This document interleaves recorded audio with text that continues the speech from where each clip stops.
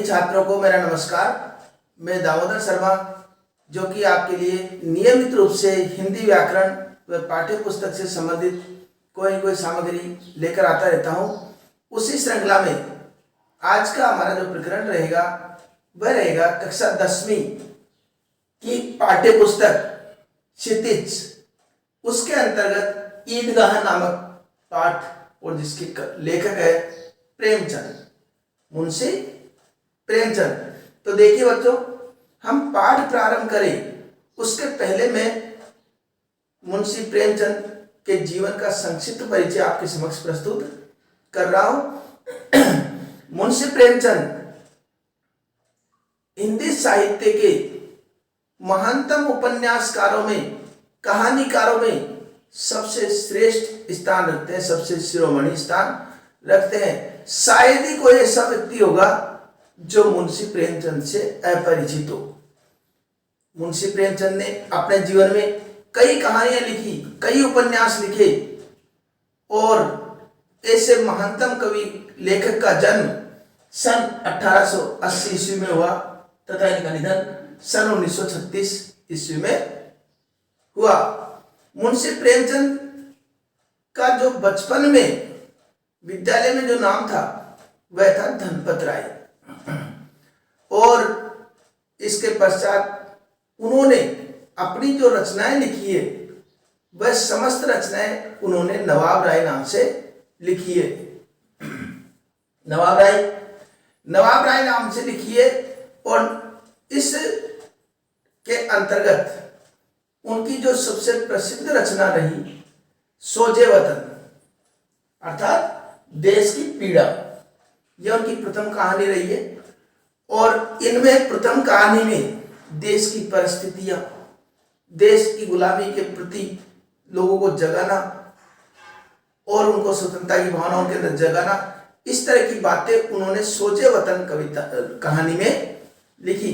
अंग्रेज सरकार को जब ध्यान पड़ा कि इसमें हमारे विरुद्ध स्वतंत्रता संग्राम का बिगुल बजता हुआ दिखाई दे रहा है, तो उन्होंने सोजे वतन पर ही नहीं, नवाब राय के द्वारा ये आदेश दिया कि अब नवाब राय कोई रचनाएं नहीं लिखेंगे। लेकिन वह तो थे प्रेमचंद। अब प्रेमचंद नाम कैसे पड़ा देखिए, तो नवाब राय नाम से कोई रचनाएं नहीं लिखी जाएगी, नवाब राय कोई रचना नहीं लिखेंगे।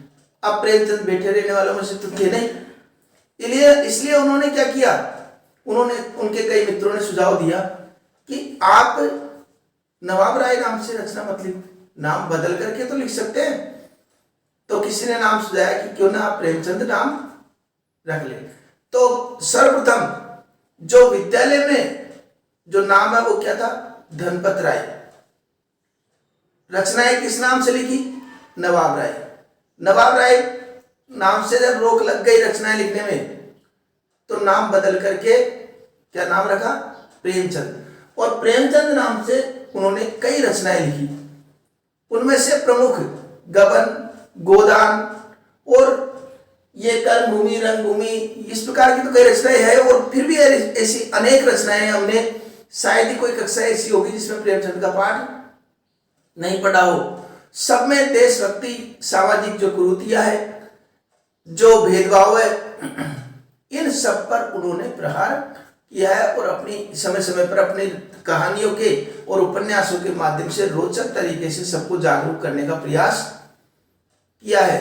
तो ऐसे महानतम कवि के द्वारा लिखित जो कहानी है ईदगाह, इसका आज हम अध्ययन करेंगे। तो देखिए बच्चों, ईदगाह एक मनोवैज्ञानिक कहानी है। अब प्रश्न ये उठता है, मनोवैज्ञानिक क्या होती है? बाल मनोविज्ञान पर आधारित एक कहानी है। तो बाल मनोविज्ञान अर्थात मनोविज्ञान होता क्या है? मनोविज्ञान का तात्पर्य है कि मन का विज्ञान। और मन का विज्ञान जो है, ये मन का विज्ञान अर्थात ये देखने में आता है कि उस अवस्था के जो बालक है प्राय उनकी स्थिति वैसी ही होती है, आमतौर पर ऐसी ही देखने को मिलती है। इसलिए उनके मन की भावनाओं को समझते हुए ये कहानियों को लिखा गया है।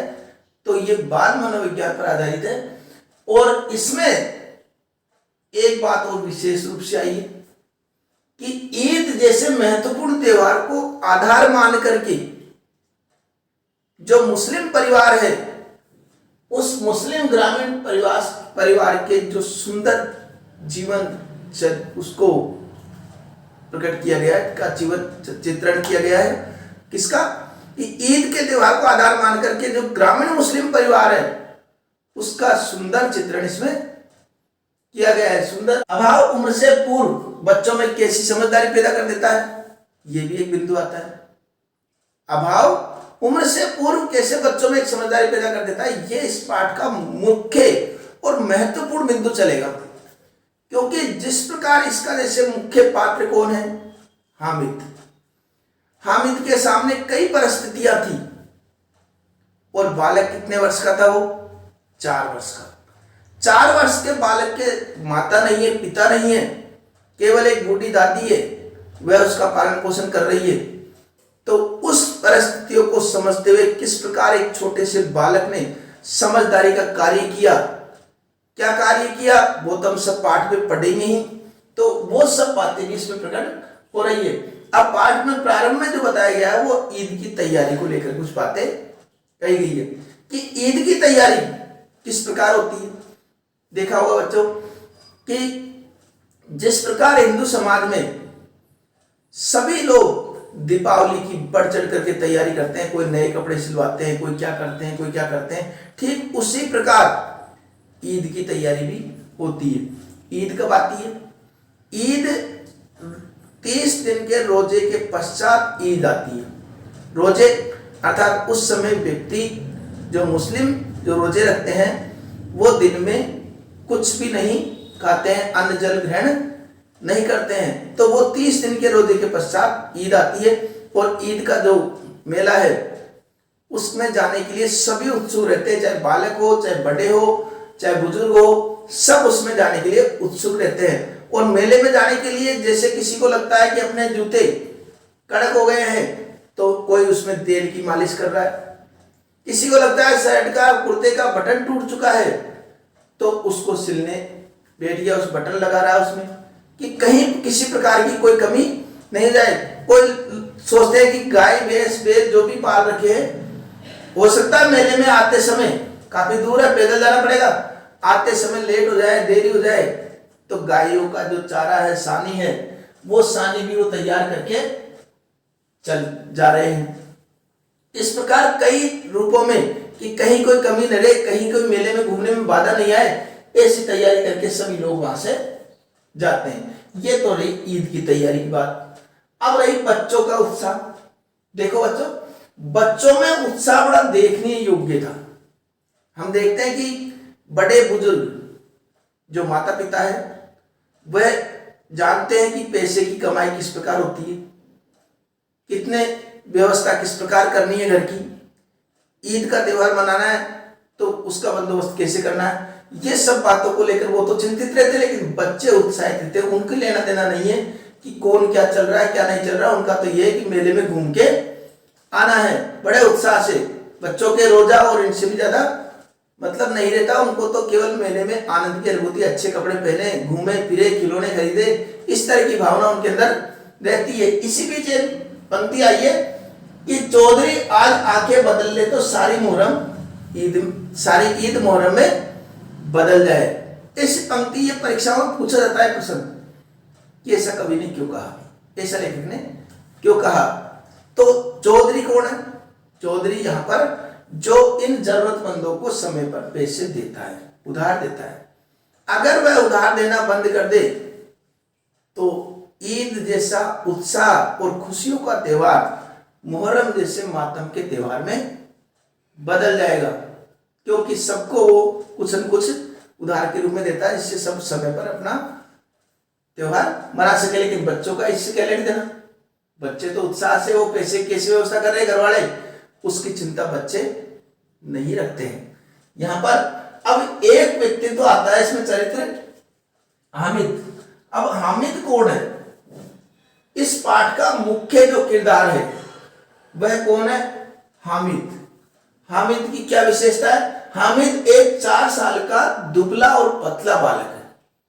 जिससे कोई पूछा जाए कि हामिद का रेखा चित्र प्रस्तुत कीजिए, हामिद की विशेषता बताइए, तो क्या है, हामिद 4 साल का एक दुबला और पतला लड़का है जिसका बाप गत वर्ष एजे की चपेट में आ गया। मतलब 4 साल का बालक है और उसका बाप एजे की चपेट में आया कब, गत वर्ष, अर्थात 3 वर्ष की अवस्था में ही उसने अपने पिताजी को खो दिया। और मां न जाने क्यों एक दिन पीली पीली होती मर गई। ये रहस्य का पता ही नहीं चला, क्योंकि न तो डॉक्टर के पास जाने के लिए उनके पास समय था, न पैसे थे, और इस अभाव में माता गंभीर रूप से बीमार पड़ती हुई पीली होती होती अर्थात पीलिया हो गया उसको, और वह स्वर्गलोक सिधार गई। कुल मिलाकर क्या हुआ, उसके माता और पिता दोनों ही मर गए। अब सोचिए, जिस बालक के 4 वर्ष की अवस्था में माता पिता ही दोनों ही समाप्त हो जाए, उस बालक का जीवन कितना कष्टदायक होगा। और फिर कौन बचा घर में, उसकी बूढ़ी दादी, जिसका नाम क्या था, अमीना। अब अमीना के ऊपर पूरी जिम्मेदारी आ गई, अमीना के ऊपर पूरी जिम्मेदारी आ गई थी कि अपने इस पौत्र की देखभाल भी करनी। अब इतनी अवस्था तो है नहीं कि वह उसके साथ मेले में चल जाए, घूमने चल जाए, आय का कोई स्रोत नहीं है कि पैसे कहां से आएंगे, इसका कोई स्रोत नहीं है। अब ईद जैसे आई तो हामिद की दादी अमीना की चिंता बढ़ जाती है। क्या चिंता बढ़ जाती है, वह चिंता ये बढ़ जाती है कि सभी बालक अपने माता पिता के साथ ईद के त्योहार में उस मेले में सब जाएंगे और हामिद भी निश्चित रूप से इसकी जिद करेगा, लेकिन मेरे में इतना सामर्थ्य नहीं है कि मैं जो है इस ईद के उत्सव में जा सकूं। तो क्या किया जाए, पैसे इतने हैं नहीं कि इसको कुछ पैसे भी दे दूं, क्योंकि यहाँ पर जो बच्चे ईद की तैयारी कर रहे थे उनके अंदर सबसे बड़ी बात होती कि सब अपने अपने गुल्लक में जो पैसे थे उनको गिन रहे थे, कोई क्या कर रहा था, सबकी व्यवस्था चल रही थी, लेकिन हामिद के पास ऐसी व्यवस्था नहीं थी। जैसे तैसे करके वो बूढ़ी दादी अमीना वह उसकी देखभाल कर रही थी, उसका पालन पोषण कर रही थी, लेकिन मेले में जाने के लिए उसके पास कि उत्साह से अन्य बालकों की तरह उसको भी मेले में भेज दिया जाए, इसके लिए उसके पास पर्याप्त पैसे नहीं थे। और अकेला बालक है, उसको मन में बार बार ये भी चिंता सता रही थी कि इतने किलोमीटर दूर जाएगा, वहां से आएगा, पता नहीं कोई लेट हो जाए, देरी हो जाए, क्या कारण हो जाए, कई प्रकार की चिंता उसके मन में चल रही थी। तो फिर उस चिंता के बीच में, और वो क्या कर रही थी, उसने कभी भी उस बात का एहसास दादी अमीना ने हामिद को नहीं होने दिया। इतना प्रेम और लाड से वो रखती थी कि उसको एहसास भी नहीं होने दिया कि उसके माता पिता नहीं है। वो हमेशा यही कहती थी कि तुम्हारे पिताजी जो है बाहर गए हैं और तुम्हारे लिए बहुत सारे खिलौने लाएंगे, बहुत सारे पैसे लाएंगे, और हम ईद का उत्साह बड़े उत्साह से मनाएंगे ईद का त्योहार। ऐसे वो उसको सांत्वना या विश्वास देती रहती थी। तो देखिए, अब हामिद मेले में जाएगा या नहीं जाएगा, जाएगा तो पैसे की व्यवस्था कैसे होगी, और पैसे की व्यवस्था हो गई तो कितने की होगी, और मेले में क्या क्या ये देखेंगे, क्या खरीदेगा, क्या क्या स्थिति होगी, ये सब हम अगले उसमें जानकारी प्राप्त करेंगे अगली क्लास में। तो यहाँ पर एक बात और है कि यहाँ पर जितने भी बिंदु मैं लिखता हूं बोर्ड पर, उसको निश्चित रूप से आपको कॉपी में उतारना चाहिए, क्योंकि वह उस पाठ के महत्वपूर्ण बिंदु होते हैं। उसको निश्चित रूप से आपको कॉपी में उतारना चाहिए और याद करना चाहिए। अभी आप इसका स्क्रीनशॉट ले सकते हैं और इसकी तैयारी कर सकते हैं। और एक बात और कि जिस प्रकार हम पद्यांश की व्याख्या करते हैं उसी प्रकार गद्यांश की व्याख्या भी आती है। अब गद्यांश की व्याख्या, इसका स्क्रीनशॉट ले लिया हुआ, मैं इसको मिटा देता हूं। और गद्यांश की व्याख्या के लिए हमको क्या करना होता है कि यहां पर हम मान लो गद्यांश की व्याख्या पूछ लेते हैं, तो गद्यांश की व्याख्या के लिए हमको क्या करना है वो देख लीजिए। गद्यांश की व्याख्या आ जाती है मान लो किसी भी गद्यांश की, तो यहां पर हमको लिखना है प्रसंग। गद्यांश की व्याख्या के लिए भी अलग से समझ लीजिए। प्रसंग प्रस्तुत। अब पद्यांश में तो क्या लिखते हैं हम? पद्यांश। तो यहां पर क्या लिखेंगे? गद्यांश। हमारी पाठ्य पुस्तक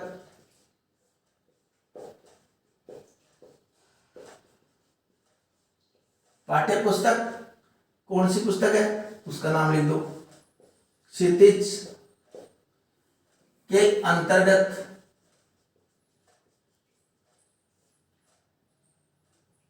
महान उपन्यासकार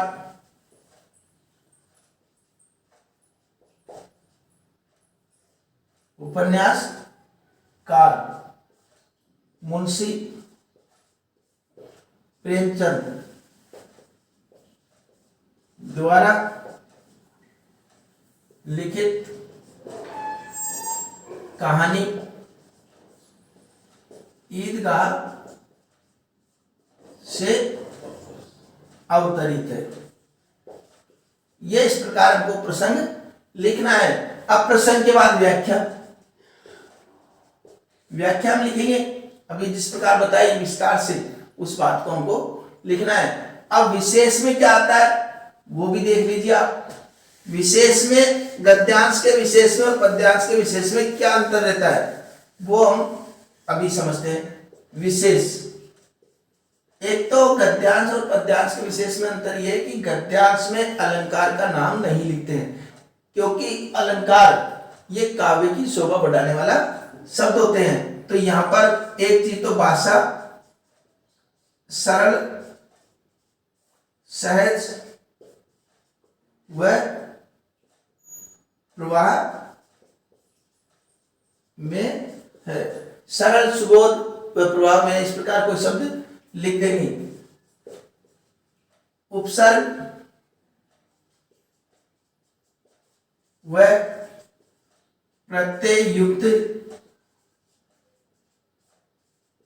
शब्दावली का प्रयोग किया गया है। और जैसे इसमें जो वर्णन किया गया उसके बारे में भी हम कुछ न कुछ लिख देंगे। तो क्या वर्णन किया कि ग्रामीण अंचल, ग्रामीण मुस्लिम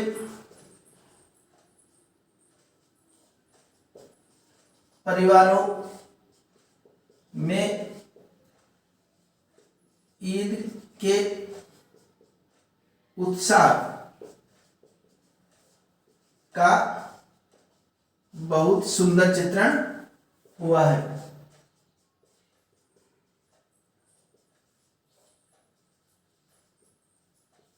ये इसमें लिख देंगे हम। तो ये विशेष हो गया, प्रसंग हो गया, व्याख्या हो गई और विशेष हो गया। इस प्रकार हम इसको कर सकते हैं। अब जो बात है कि अब अगली क्लास में क्या क्या घटनाएं होती है, बड़ा ही रोचक पाठ है, आनंद आएगा पढ़ने में। क्या क्या घटनाएं होती है, आनंद की क्या स्थिति होती है, किस प्रकार उसको बालक चिढ़ाते हैं, एक मेले में जाता है तो क्या प्रतिक्रिया होती है, बालकों का व्यवहार उसके प्रति कैसा होता है, इन सब बातों को जानने के लिए आप इंतजार कीजिए अगली क्लास का। तब तक के लिए धन्यवाद।